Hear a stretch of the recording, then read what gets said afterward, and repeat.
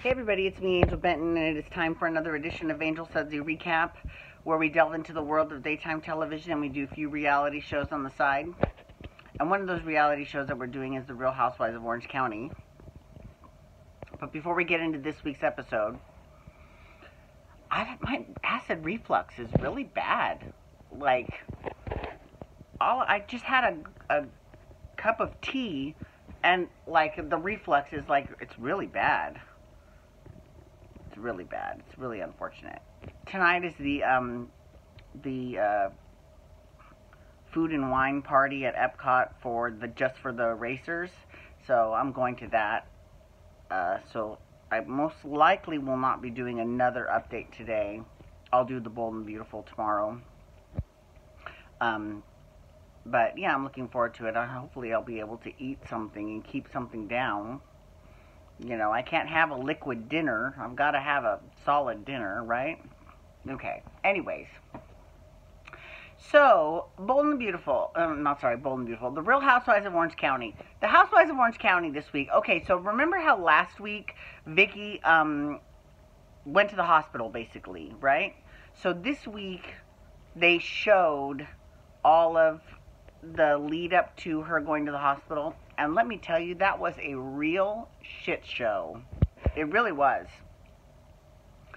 It was one of those cases of too many cooks spoil the broth, because everyone and their mother, you know, Peggy comes in and immediately she starts mothering Vicki. Kelly comes in and she tells Peggy that she needs to basically just fuck off, basically.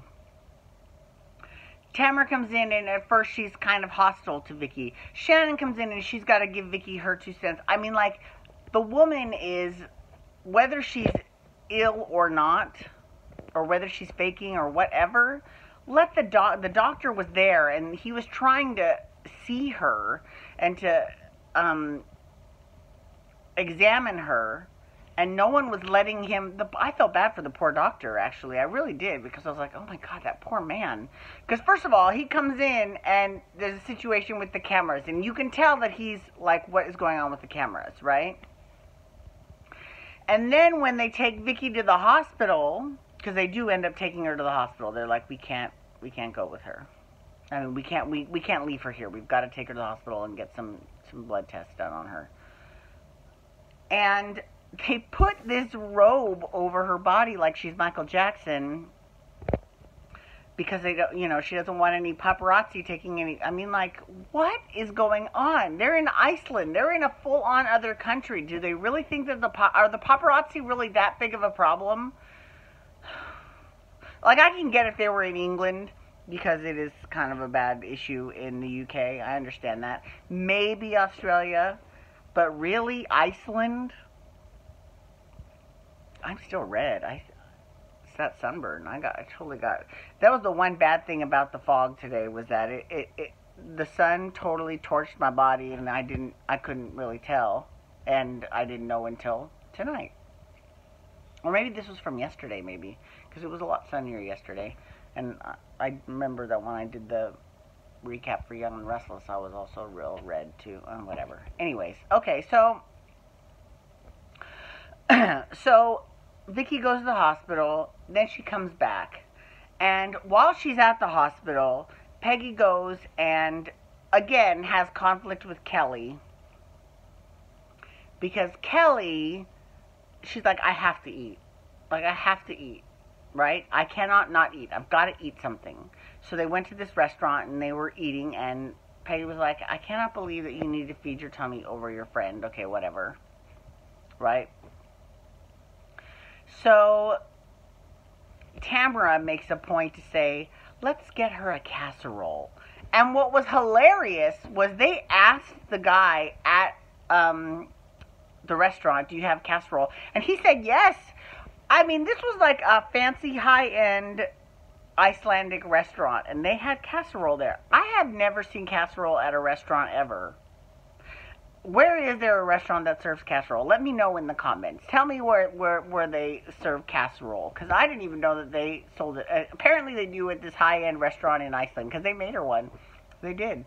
Now, they had it in a pan that you make the casserole in, but they made it nice for her and they put it in like a nice plate. And I mean, it was really, and she actually didn't, they were, now both Tamara and Megan were slightly, I don't want to say sarcastic, but they were really pushing it in her face. We got you a casserole. And I will give Vicki credit. She actually took it very well. She was like, oh my God, that's fine. That's all I've ever wanted. It was someone to give me a casserole, right? So, you know. So they let her, so after that whole conflict, Peggy goes to the hospital to be with Vicki and Lydia, because Lydia didn't even go to dinner. And you know, she was like, I'm gonna go with Vicki to the hospital, and when I come back, you can come and hang out with her, you know, if she's still there. And Kelly's like, great, we're doing shifts. I mean, if I had a dime for every time I heard, we're doing shifts. Oh my, yeah. Are you doing shifts? Really? So then, after that is done, and she gets let go to the hospital, they let go from the hospital, they diagnose her as having high blood pressure, they give her some blood thinners she's got to take for her blood clot in her leg, which, that would freak me out because of deep vein thrombosis. Because if you, especially on an airplane flight to Iceland, which is not close, I would be very concerned that, because DVT is no joke, and that can go to your heart and kill you. So that is really, seriously no joke. So they gave her blood thinners for that clot, and she had to go the next day to the pharmacy to get a shot that she can administer to herself. So, so that night, they all go back to Shannon's room. So they go back to Shannon's room, and Vicki and Tamara have this moment, right? They kind of have a little mini breakthrough in terms of their friendship. Is everything back to normal? No, it's not. But I understand where Tamara's coming from, where she's saying that I just cannot be negative. I don't care. It's when someone goes to the hospital, you think, you know, it just puts everything in perspective. And I agree with that. I think that was actually really mature of Tamara to say that. Shannon was not having it, though. She really was not. She was pissed, and she called Vicki a fucking liar, and she went off on, and Vicki was like, look, we're friends, and we have fights, and we do things to each other that is not the best, but that's what grown-ups do. We make up, and it's fine. And she's like, she's like, that's a friendship. And of course, Kelly's always putting her 2 cents in too. And Tamara had it with her. Tamara was like, Kelly, this is an A and B conversation. You need to see your ass right out of it. So, and later that night, Kelly had these words with Peggy again, because, you know, she felt like Peggy was constantly telling her what to do, and that is Kelly's big trigger. And we all know what happens when Kelly gets triggered. She decides to go off, and she always says the most hurtful thing possible.